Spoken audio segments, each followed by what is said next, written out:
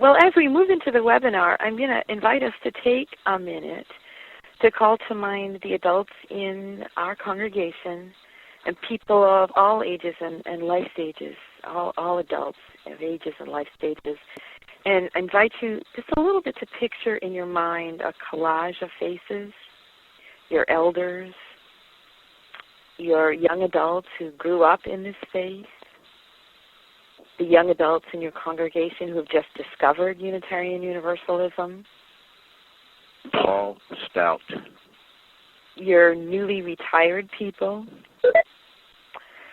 maybe your overworked, time-starved people. Do we have any of those in our congregation? Well, I don't know how we can both listen to this. Paul? Continue, Jan. Let me just jump in here. Paul, are you having trouble hearing people?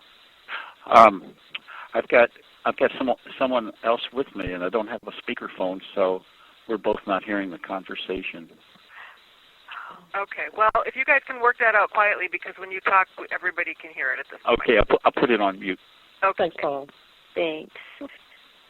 Just all of the folks in your congregations, caregivers, people in need of care, people with different racial identities and gender identities and sexual orientation, your social justice activists, people with all kinds of theologies and forms of spiritual practice or expression. And I just want to invite you to take in your mind a collage of the faces of the adults in your congregation and to put yourself in that collage and to just hold that for a minute in your mind as we talk about who adult learners are and what they need. Well, the adult learners in your congregation, they're as varied as that collage of faces you just created. They come with experience. They ask questions. And I think the primary thing about adult learners is that they make commitments to learning things that they want to know. They're highly motivated if what they're trying to learn is relevant to their lives. And I think as you think about adult learning, you can think about your own experiences in work or in other places. When you decided to learn and you decided that it meant something in your life, then you could learn it and wanted to learn it. So the adults in our congregation seek information and learning that's useful to them as they navigate their lives. What adult faith development is a particular kind of adult learning. It's a process by which adults develop a sense of confidence, a sense of at-homeness in the universe, something that can sustain them through the ambiguities and the difficulties and the challenges and the joys of life. And surely for adults there are many of all of those things. So when we talk about adult faith development, we are talking about adult learning, which requires for adults that it be something they find relevant. But we're talking about a particular kind of learning that helps adults to navigate what life presents to them. The adult RE faith development programs in our congregations are programs that offer structured opportunities for adults to develop that faith. It's not just random adult learning, and certainly faith development can happen just by virtue of living. But our adult RE programs are structured opportunities to nurture and develop that sustaining faith. And in a Unitarian Universalist congregation, we're doing that in the light of our Unitarian Universalist tradition and heritage and our sources and the practices of our faith. So we are really saying in a Unitarian Universalist congregation that we're inviting adults to bring their life experiences, their needs, the kinds of learning that they want to do, and to really figure out how that intersects with our heritage, our tradition, our faith stories, and the sources of our faith. So when we're planning our programs, we really need to bear all of that in mind. That the adult learner is really the guide to what the adult learner needs, and that those needs are very, very different. For some people, it's a need for spiritual connection, for time to breathe and be grateful. For other people, it's really food for the mind, or a real longing to know more about Unitarian Universalism, or a deeper engagement with ethical questions. There's a whole variety of things people need to know. And so for our adults, the primary thing for them is going to be, does what we are offering match what they perceive as their own needs for learning? So that's the first place to just kind of think about who they are and what they need. And I'd like to say, Dori, can we go to the second slide? I don't know how to do this except ask you to turn to the second slide. Great. I think a good way to find out about who they are and what they need is to do a really simple needs assessment in your congregation. So there's a couple of ways to do that. Often when we do adult religious education, we tend to look at who we have as possible facilitators and what they want to offer and what they're interested in. And a better way to do this is to really invite the adults in your congregation to name what their needs are. And what I suggest is two different ways. One would be a really survey. The other would be a focus group. In either case, I suggest that you think of broad categories. For example, maybe a checkoff that has 5 different columns. I'd like to know more about Unitarian Universalism, connect with other people, explore, deepen, and nurture my sense of spirituality, engage religious and ethical questions. Really broad categories like that, rather than I want to know more about Emerson. And invite people to really check all that apply in a survey and maybe star the one that's most important. So a very, very simple, can be completed in 2 or 3 minutes kind of survey that invites people to tell you what they're looking for. You can, as I said, you can also do that via a focus group. You might perhaps an adult RE committee might sit down with parish minister, possibly the religious educator, and identify 6 or 8 people that you think could really give this some good thinking, and spend an evening with them and think through what kinds of needs people in the congregation have for adult faith development. So I suggest that you start right there. And I also think that a benefit of doing this is to raise people's awareness, to get them to think. Maybe they haven't actually thought about it.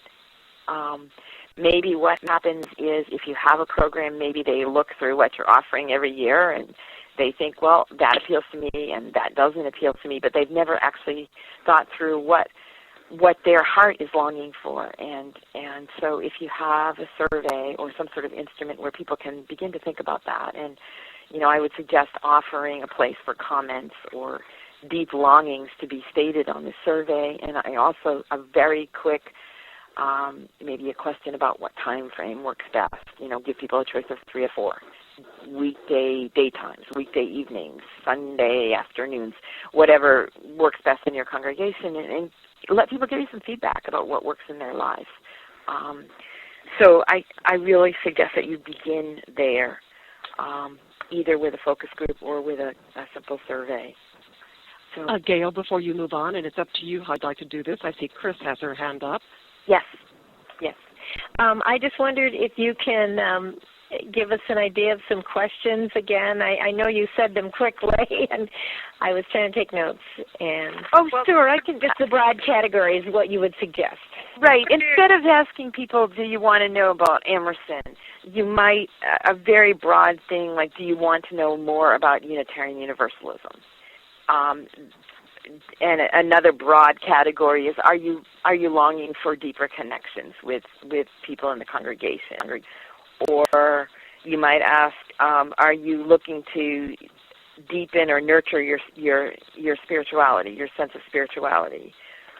Or are you looking to engage deep religious or ethical or justice questions? And to ask, keeping it very broad like that, and I would say invite people to check all that apply and maybe star or circle the one that's the most important to them.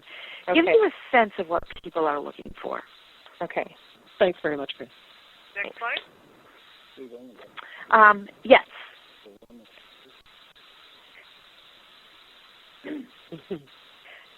So I'd like to invite you to keep it simple as you begin to assess what comes back in your needs assessment. It'll tell you a whole variety of things. It's not going to say, well, everybody in my congregation really wants to know more about Unitarian Universalism, so the answer is simple.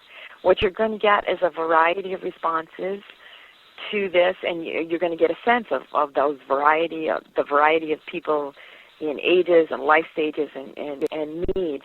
But as a planning group, as an adult RE committee, or as a professional staff person that's beginning to do some planning, you can look at this and get some trends out of it. And also, as you're doing your beginning planning, you really need to look at what your resources are, both in terms of finances. Do you have money for outside speakers? If you don't, and you're going to be relying on volunteers, what kind of volunteer resources do you have? Also begin to look at your congregation's ability to support adult religious education programming. Do you have the capacity to have a full group in, 2 offerings or 4 or 1? So to really realistically plan what you can offer, and be aware that you don't need to offer things all at once that meet all of those needs. You just need to, over time, look at all of the different needs that people have expressed. So as you begin your planning, you'll know what your broad categories are as you begin to look for resources. And I think, again, you're operating from the needs of the congregation rather than from what you initially know is out there in terms of interest from volunteer facilitators. So begin that, realistically assess what it is your congregation can do and do well, and start there, rather than much better to have success on a smaller scale than to overreach and have something that's not as successful and frustrates people. So my suggestion is that you be realistic, and that you begin using your needs assessment to do the best you can to make a good plan. And I think we can move on to the next slide. Okay. When you're doing your planning, keep in mind that adult learners, as also children learners, I think many of us have heard about multiple learning styles in children, and we know that there are musical people and people that love science, and mathematical people, and people that are really good with interpersonal things, and we know there are people who really learn best if they see something, or best if they hear something. Well, all of those things that are true of children are also true of adults. So bearing that in mind, you really want to offer variety in your planning. There are people who really do learn best when they have a listen and discuss format. For some adults, that is their best, favorite, most preferred style. There are plenty of other adults for whom that is not their most preferred style of learning. They learn better in small groups, through artistic expression, through a variety of other things like music, small group kinds of conversations as opposed to discussion. And there's a difference between discussion around content and a conversation where you speak what's in your heart. So people learn and are comfortable with a variety of different styles. And so as you do your planning, you want to bear that in mind. That could mean that you offer a variety of different formats, and so you may have 4 offerings for different formats. But I think better is to offer different formats within your offerings. In other words, if you have an offering that's, say, a Unitarian Universalist history, you don't want the entire offering to be a lecture and discussion, nor do you want it to be all artwork, artistic expression. That you want to bear in mind that you've got different learners, and some people, what their preferred styles, other people may discover something new when they try out a different style. So be aware of all of that, and do be aware as you plan your adult programs that you need to offer opportunities for people to carry their faith into the world, to put what they're learning into action in some way, because that's another form of learning for adults. So all of that should be part of what you're offering in some capacity. So be aware of those things as you go. So next slide.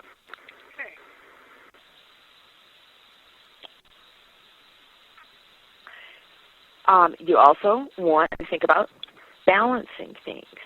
You make a preliminary plan. You pay attention to your various kinds of learning styles, what the needs expressed in your congregation, but also to think about some of the general categories for adults as they engage in the process of faith development. And for adults at various times in their lives, their need for one thing or another is really high. If you are an overworked and overscheduled person trying to work and parent and all of that at the same time, your biggest, most crying need might be for time to breathe and kind of fill your spiritual well.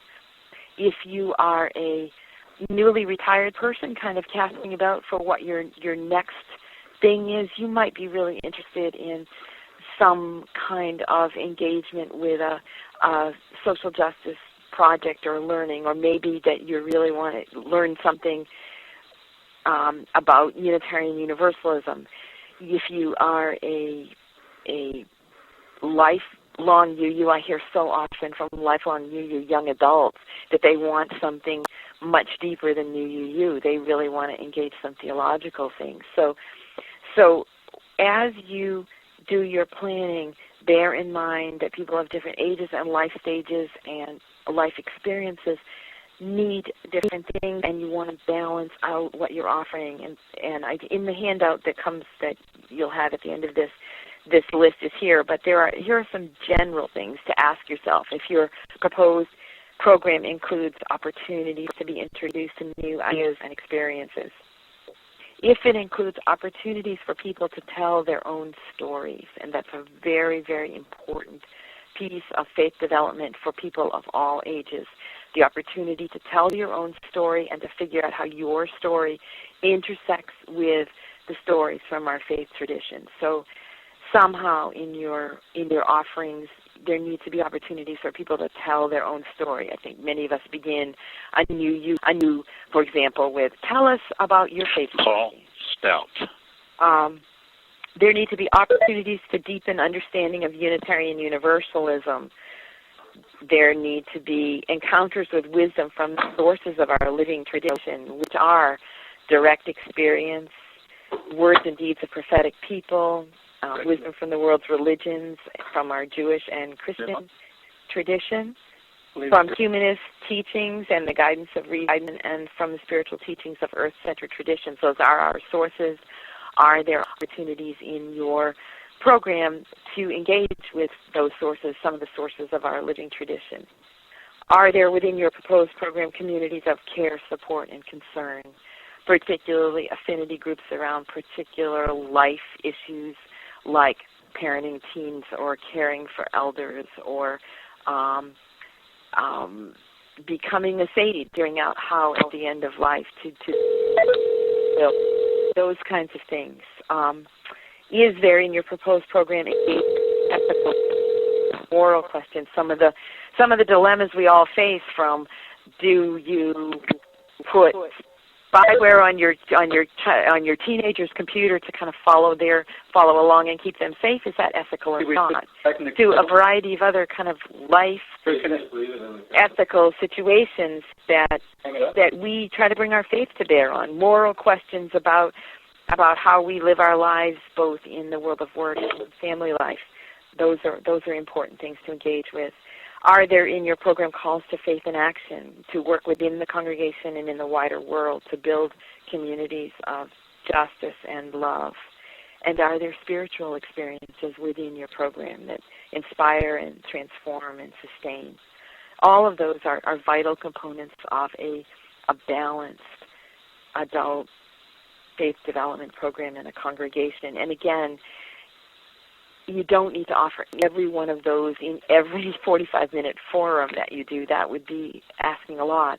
But to really, over the course of time, in your program, are you hitting all of those areas and offering all of that balance so that you're truly welcoming to people of all kinds of experiences and spiritual needs? So, can we go to the next week? Yep. You see it? Volunteers. Okay. Yes, a really important one. You will need to figure out who will facilitate some of the programs, and some facilitators are going to be fairly obvious in your congregation because they're familiar to you. You've seen them facilitate before. You know they have good skills. You know they have the spiritual depth to make the program about the participants rather than about themselves. Those people are gems, and if they are in your congregation and are willing to facilitate adult RE programs, blessings on them, and aren't we lucky? So that's a good thing. You also may need to invite people to step up to that role.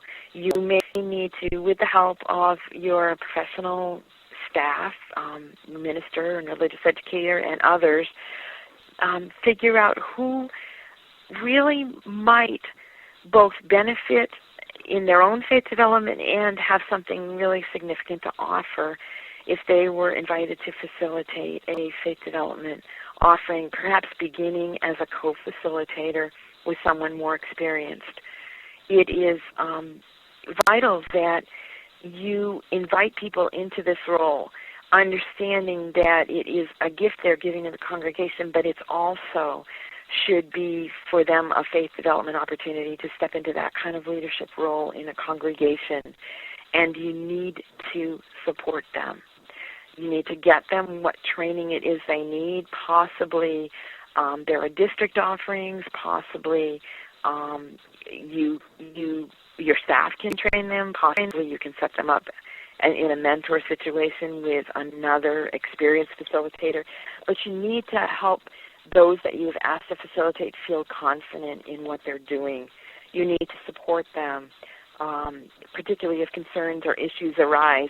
I think that someone who is stepping into this kind of leadership role in a congregation needs to have a special access card to the minister or to the religious educator or to whatever professional staff person you designate, but need to be able to feel as though they can take concerns about how a group is forming or going directly to someone for help. So please don't abandon your volunteers, and I know we don't do that intentionally, but sometimes I think we leave our volunteers a little bit more adrift than they are comfortable being. And even if you think they're doing fine, they may need the reassurance from the Adult RE Committee, from the minister, from the religious educator that indeed they are doing well, and a chance to ask their own questions about, well, this came up, and this is how I handled it, and what do you think about what I did, and should I have done it differently, or how could I have done it differently? So to figure out how to support them and who will do that. I also think a vital part of support for your volunteers is to figure out in advance all of those naggy logistical questions, like who's going to make sure the building is booked, who's going to make sure the heat is turned up. As I listen to where y'all come from, then I know that heat turned up is a big issue as well as it is for me in New England. Who's going to make sure that there are supplies, copies, that any audiovisual equipment works? Is that the responsibility of the facilitator? Is there somebody who supports them in that way? Are they responsible for publicizing their own materials? Does someone else do that? All of those things also provide support. And if you as a committee or as the person responsible for adult RE programming overall can help provide a container, a nice, solid, safe container within which this course or program can happen, and part of the safety of the container truly is the building gets unlocked, the heat gets turned up, all of the things that make it possible so that the person facilitating can actually concentrate on facilitating. I think that's a wonderful way to support them. It's a wonderful way. And perhaps it's even a participant in a course who agrees to take on some of that logistical stuff. You need to work out what it is. But to ask a facilitator, particularly one who is not a really experienced facilitator, to run around and worry about copies and heat and chairs at the same time as they're trying to get themselves in a spiritual frame of mind to lead is really asking a lot, I think. So pay attention to that sort of thing. Right. This is Dori. Let me just interject a minute. We're hearing some background noises. I've been hearing some water running and some music playing. So if any of you, if that's your phone, it would really help the rest of the group to be able to hear better if you could put your phone on mute. And mute your phone, you can either press *6, or if you have a mute button on your own phone, you can use that. If you want to speak again, then you just press *6 again if you have a question. Surely isn't. And also, we mentioned, if you see in the messages over in the lower right-hand corner, there will be, at the end of this, we're going to upload the document, the outline from which Gail is speaking. And there are a few things coming up now where there will be web references, and there will be actual links in what we're going to give you at the end of this, links to the things she's talking about. So, can I put up the next slide? Yes. Okay. Because I'm going to start talking directly about some of the resources that are available to you once you've figured out what it is you need. There's some resources from which you can draw for your programming. And first, I'm talk a little bit about what's on UUA.org. UUA is developing a set of core curricula for people of all ages and life stages called Tapestry of Faith. And Tapestry of Faith includes a whole variety of different courses, and there are some adult ones. So when you get your handout at the end and you'll have the link to Tapestry of Faith, I'll tell you a little bit about what Tapestry of Faith courses there are. All Tapestry materials are free and online for congregations. You do not have to buy them, and all the materials that you need, all of the handouts and whatnot, are right there online for you. What is available to you already published and online are 2 spirituality curricula, one called Spirit of Life and the other called Spirit in Practice. The second is about spiritual practices. The first is really getting in touch with spirituality. Those 2 are there. There's a curriculum called Principle of Commitment, which is for committed couples. And there is a lay leadership development, a 12-session lay leadership development curriculum, also free and online. And if you're interested in doing leadership development for your board or some of your committees, there's material in there that can be used for retreats as well. So those things are already published and online, but there are a whole bunch of things in the pipeline. Online, what we decided today is, as of November 19th, which is pretty soon, that's 9 days from now, more or less, is a theology curriculum. It's a 10-session theology curriculum written by the Reverend Dr. Tandeka, and I've been informally calling it UU 301. It's very deep and looks at 10 of our historic and contemporary theologians in our movement, Ballou and Channing and Fuller and de Benneville, but contemporary people as well, like Schultz and Fourth Church and Tandeka herself, and invites people to learn a little bit about them and their stories, and also invites participants to look at what their question was. What did they think was their main theological question, and invites people to engage with that question. So that's coming online, and it's, as I said, deep and rich, and will be online very soon. So that's on its way.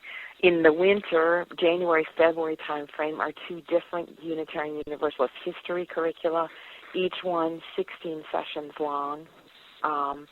One is a thematic history of Unitarian Universalism, meaning that there are 16 themes like covenant or tolerance or freedom, and each of those 16 sessions looks at the history of that particular idea in both our Unitarian and Universalist traditions, and looks at moments in our history where that theme popped up and was really important.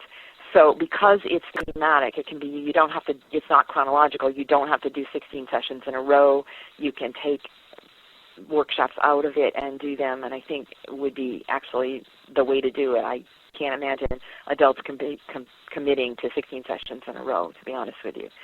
So there is that coming. There is also a history of Unitarian Universalist resistance and transformation, which is our social justice history and looks at everything from abolition to the McCarthy era to our history with sexuality education, all of the various ways in which we have engaged the peace movement of the First World War. There are 16 sessions of this also. Both of the history curricula are well researched and include a lot of primary source documents available online as leader resources and handouts. So I think both programs are just extraordinary. So those are coming very soon. In process, other things, a new UU curriculum that's 6 sessions long, an ethics course probably out in about a year, and a multi-generational Jewish and Christian scriptures probably out in about a year. So those things are in process, and there'll be more beyond that. So that's what's available through Tapestry of Faith, and those are resources that I encourage you to take a look at. Those workshops really do take into account the balance of needs of learners. So in other words, it's not just getting historical facts, it's also inviting people to engage with that history and how it affects their congregation today and what it says to them about their own lives and that sort of thing. So that's what's coming through Tapestry and all available on the UUA website. That's what I wanted to hear. So just look at this. Tapestry. Slide. Okay.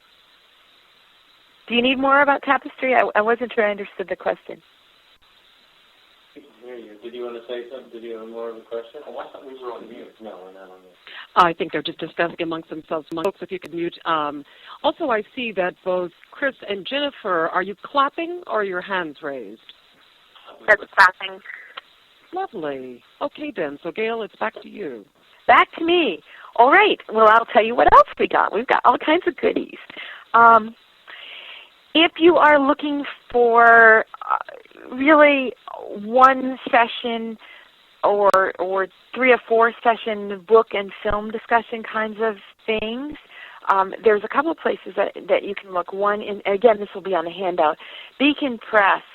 If you go to the Beacon Press website, and that is the press that is our Unitarian Universalist press, and they have pulled out books that they think are of particular interest to Unitarian Universalists, and they have engaged people to write study guides for those books.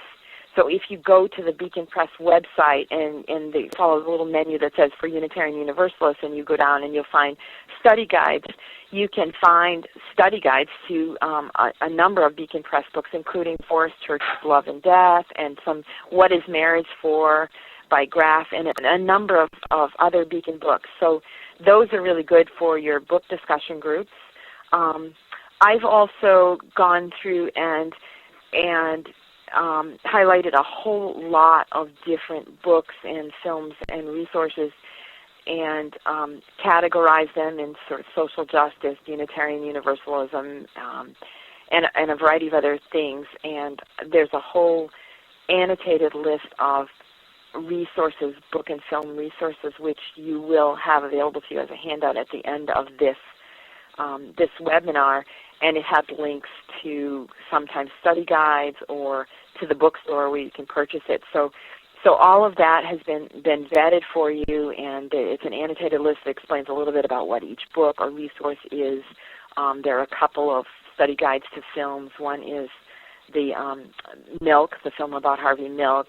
The other is a film called Traces of the Trade, and there's a study guide to that. So all of that stuff is there for you. I think it's about a 4-page handout of various resources that you can Gary look up to an interview for book and film discussion groups. So. Sorry, was there a question? No. Okay. Okay. I guess we could move to the next slide. Okay.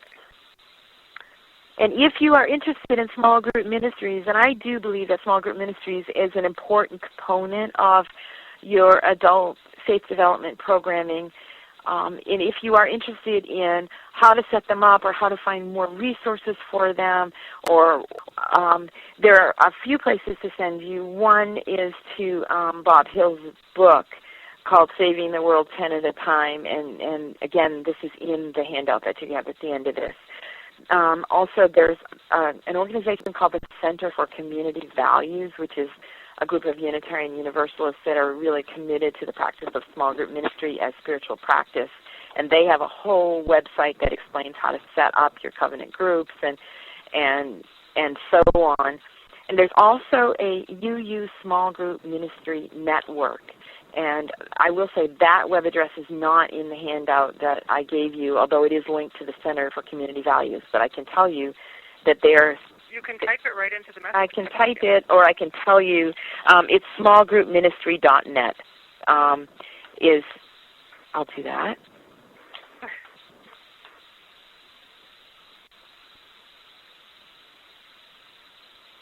And they have a newsletter. I think it's a quarterly newsletter. And so if you're interested in that, I would check out the Small Group Ministry Network and the resources. And in many cases, small group ministry plans or session plans are developed by congregations and then shared among congregations. So if you're interested in that, you're going to want to link through the Small Group Ministry Network resources that are out there. I'd also like to suggest to you that if you are interested in linking with other people who are doing what you're doing, they're working with adults in congregations, there is a listserv that's an adult RE listserv, and gosh, I'm off the top of my head, I can't remember whether there's a dash or not, so I'm just going to let it go. But if you go to the UUA website and go to listservs, plug in listservs in their search engine, it'll take you to a list of them, and you find the adult RE one and sign up for that. It's a community of mostly lay people, but some professionals who are interested in adult religious education and who swap ideas and thoughts and how did this work. And I know a couple of you mentioned as you were checking in that you use various programs, and I've seen some of those programs discussed, pluses and minuses, pros and cons on the adult RE list. So that's a place where you can, it's not high traffic, I would say a few messages a week. It's not a huge time commitment, but it is a way to link up with other people. And if you're interested in, well, has anybody tried out this or used this particular book as a discussion group book, it's a good place to get feedback from other UUs. So, are there any questions before we move on?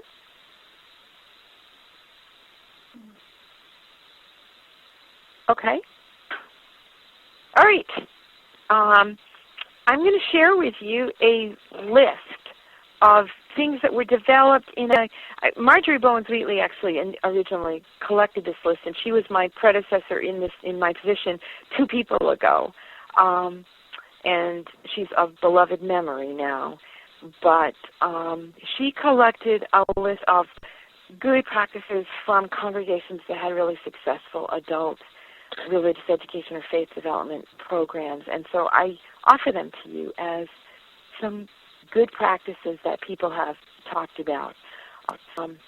Some of them are organizational things. They're bigger picture things than just the Adult RE Committee, but I'll name them for you.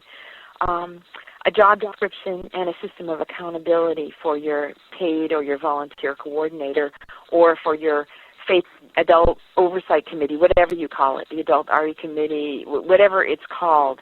Some kind of job description. What are they responsible for, and to whom are they accountable? Is this group, sometimes it's they need a system of that group needs to be accountable so that it doesn't become a group that says, oh, I really want to, I'm picking on Emerson tonight, but I really think that the most important thing for everybody to do is learn about Emerson, and without vetting that or checking that against the congregation. So there needs to be some kind of system of accountability, and I think the needs assessment is part of that accountability. But also, is there a staff person working with this group? To whom is this group responsible and accountable? So that's really important. And what's their job description? Are they responsible for everything soup to nuts, which includes turning up the heat, publicizing the programs, signing people up, or do they have administrative support? All of that is important to determine in advance, and that may be bigger than what your piece of the pie is, but that is something your congregation is going to want to look at. Okay. I was just going to go ahead, that Summer Lively put in the web link for the Adult RE list. So thank you, Summer. Oh, excellent. All right. The second thing is are we intentionally creating links to link congregational work, like being on boards and committees, and adult spiritual growth and development? So do you see all of your volunteer service to the congregation in whatever capacity, whether it's being on the House and Grounds Committee or whatever, as an opportunity for adult spiritual growth and development? And does your congregation have that really that way of looking at things, that frame for what you do as a congregation? That is bigger than the Adult RE Committee and bigger than what may be your piece of pie, but it's something to think about. And is your congregation including faith and action projects that encourage the whole community to be involved, people of all ages and life stages, including children and youth? Are those things? Those things are also have been mentioned as really important to adult faith development. There are also on this list some things that are more practical and might be more within your piece of the pie, that your adult faith development offerings should include community building activities and programs. That people come to Adult RE, they might come because they want to know more about Unitarian Universalism, but they also come because they want to be more connected to the congregation and to each other. And sometimes you might get somebody who comes to your Unitarian Universalist history program not because their primary interest is Unitarian Universalist history, but because their primary interest is in connecting more with the congregation. So always there needs to be some kind of community building, some kind of way in which people bring themselves to the program, tell their stories, hear other people's stories, engage with whatever the content is, but always building community along the way. You also want to provide offerings for people at all levels of commitment to Unitarian Universalism. So, and young adults, I actually have 3 young adults of my own who keep my feet to the fire on this one. Please don't give us new UU. I don't want to walk through the door of a new congregation and get new UU. Please give me some deep stuff. I've been on UU a long time. So do remember that you want to offer things for the newcomer, but you also want to offer things for people whose commitment to Unitarian Universalism is long and deep. So to think about that as well.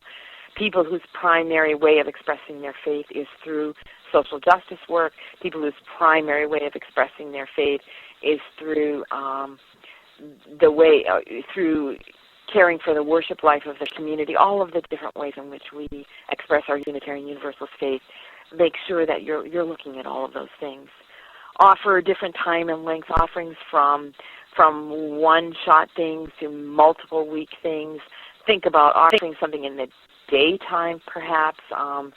Perhaps there are folks in your congregation who would find transportation after dark very difficult, either because they don't drive or because public transportation is tougher in the evening. So maybe you need some daytime stuff. Or maybe people live so far from your congregation that they're really only interested in something that happens Sunday afternoon. You'd have to determine that. But try to think about different time length and also time of week in your offerings. And maybe going back to your needs assessment, maybe ask people. Maybe you've always done this on Wednesday evening, but if you would ask people, they would tell you, oh gosh, I really don't want to do Wednesday evening. Better for my family would be Sunday after church. or whatever. You don't know until you ask, and you might want to try out a couple of things. Another good practice is childcare or concurrent children's programming. For some adults, it's critical.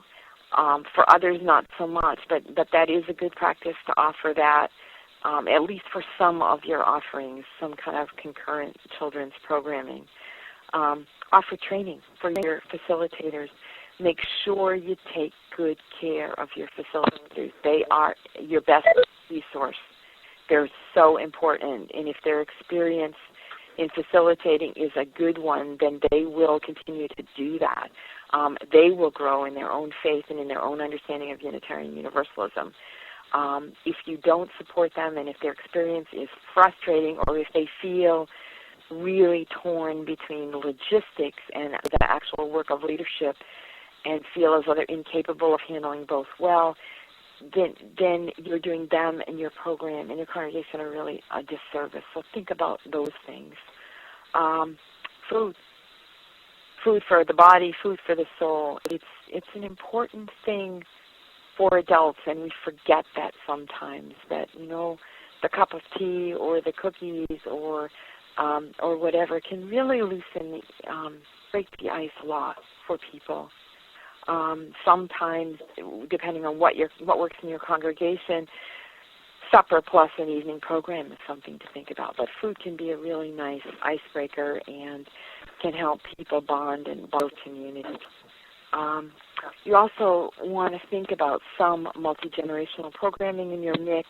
It does help with adult faith development to have opportunities to mentor, also opportunities to learn from people who are younger. So that's something you will want to consider. What of your adult offerings might be offered not just to adults but also might include youth? Or what are the ways perhaps some of your faith and action projects can be multi-generational? A whole variety of different possibilities there, but that's something to think about as well.